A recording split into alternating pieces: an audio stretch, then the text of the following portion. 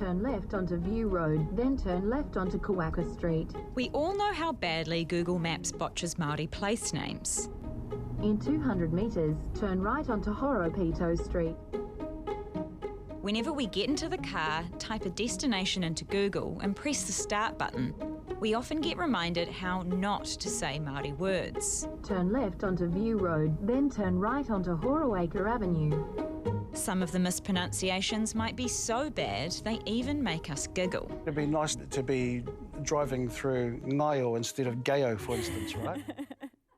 Ngahiwi Apanui is the head of Te Taura Whiri i Te Reo Māori, the Māori Language Commission. In 2017, he was approached by Vodafone with an idea. I was approached by Kirsten Te Wao, who's a fantastic proponent of Te Reo Māori and supporter of Te Reo Māori, who worked at Vodafone at the time. And the idea was to work with Google to identify places that were being mispronounced in Te Reo Māori, to give people the opportunity to identify those places and then to fix them up in the app, the Google Maps app. Te Taura Whiri signed onto the project, and later that year, an ad campaign called Say It Tika was launched, featuring Temuera Morrison. For Māori Language Week, Vodafone are helping Google Maps master our Māori place names, like Rotorua, Hoki Tika, Christchurch. Just joking. But they need your help to say it right. Say it Tika. So the ad encouraged people to go to a web page and then to pinpoint places that were being mispronounced on the Google Maps app. And the response was amazing. You know, it was one of the, I think, the successes of that particular Māori Language Week. In just 14 days, New Zealanders submitted more than 67,000 corrections to the website. The media lapped up the campaign too. I think this initiative is a really cool one. First of all, your ad is brilliant for Vodafone.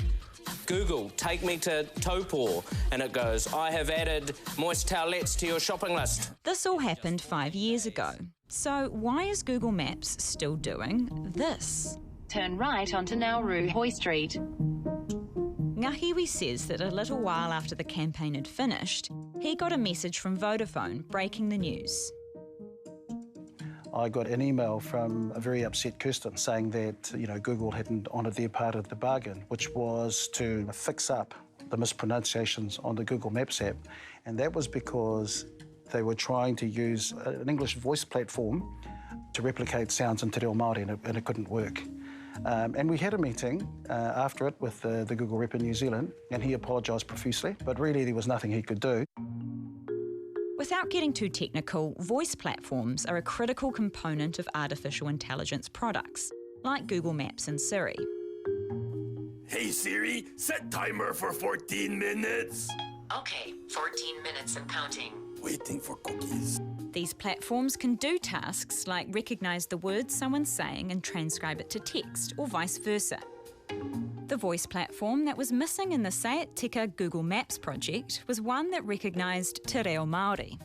Our assumption had been that they were going to work to develop a Māori language platform or a platform that would work for Polynesian languages. But without that kind of technology, it was never really going to work. It seems surprising to get so far into a project and only then realising that this critical software didn't exist. Yeah, it was surprising, and we had expected that all of that stuff was in place when we entered into the partnership. But I guess it's that there's a lesson to be learned here about transplanting or trying to use some things that work in one culture and using them in another. And in this case, the tool that was required to make that thing work was a Māori voice platform, and it wasn't done. So they said, oh, actually, we don't have this thing, and they apologised profusely. Was that the last you've sort of heard from Google about it? Yeah, that was the last. We had a meeting, the three of us, myself, Kirsten and the Google rep at the time, and that was the last we heard of it. I contacted Vodafone to hear their side of the story. In a statement, they told me that their role was to promote the campaign's kaupapa and build the Say It Tika website so that Google could then arrange the pronunciation updates. Vodafone says they passed all the data they collected onto Google a few years ago. You have arrived in Te Puke. So that's where Say It Tika ground to a halt. Google didn't finish the project because they didn't have the right tech to do it.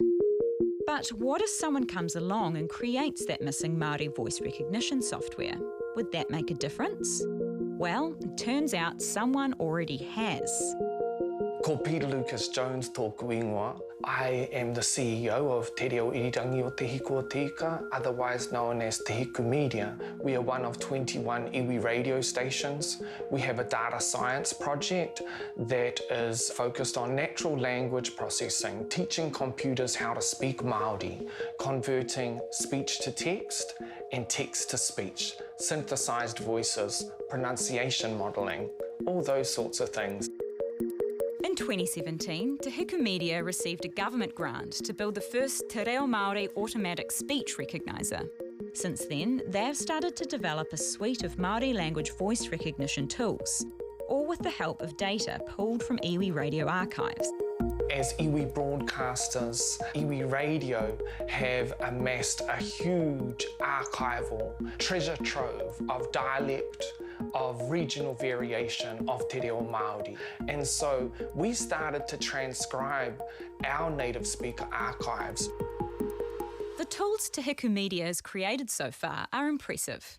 For example, its Māori voice recognition speech-to-text software works at an 86% success rate. So this system pretty much simultaneously converts Māori language speech to text. Tēnā rā koutou katoa e whakarongo mai nā ki I nei tai pito kōrero atu I te hiku o te ika kia āhei a Aotearoa te patu I te horapatanga o te mate uruta. No te... Perfect. Yeah, it's pretty perfect. Yeah. When it comes to the Say It Tika campaign, Peter Lucas says its intentions were admirable. But the technical side of the project didn't involve Māori with the right expertise, and it needed to. For me, the whakaro, the concept and the philosophy that sits behind Say It Tika is wonderful. But you can't just say it tika, girl. You gotta do it tika too. And doing it tika means working with those Māori people that are working in that space. To think that international corporates could solve a Māori data problem without the Māoris is very whakahihi, in my view. Peter Lucas says he hasn't been approached by Google to work with them to finish the Say It Tika project, but that he's definitely open to it. If they were to approach us, absolutely, we would be keen to work with them to help people say it tika, but we also have Māori principles and Māori values that we engage with organisations by. And those values and principles are very important to us. And so if we were to work with global corporates or anyone for that matter, we need to work on our terms. Ngahiwi Apanui from Te Taura Whiri is hopeful that Google and Peter Lucas do work together to finish the Say It Tika project.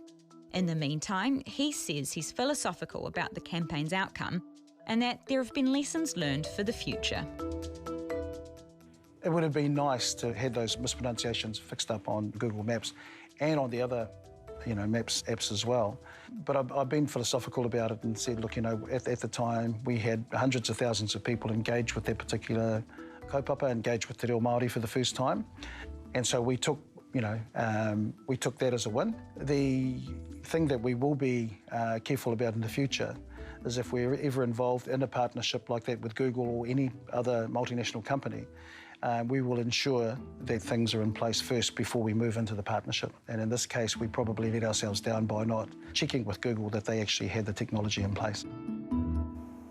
Kia ora. Well, that Google didn't actually front anyone for an interview, but sent a statement apologising for not always getting it right. They did note that since the Say It Tika campaign, they have improved some pronunciations, inserted macrons on Google Maps Māori place names, and launched a Google search in Te Reo. But as to being open to working with Te Hiku Media, no response on that.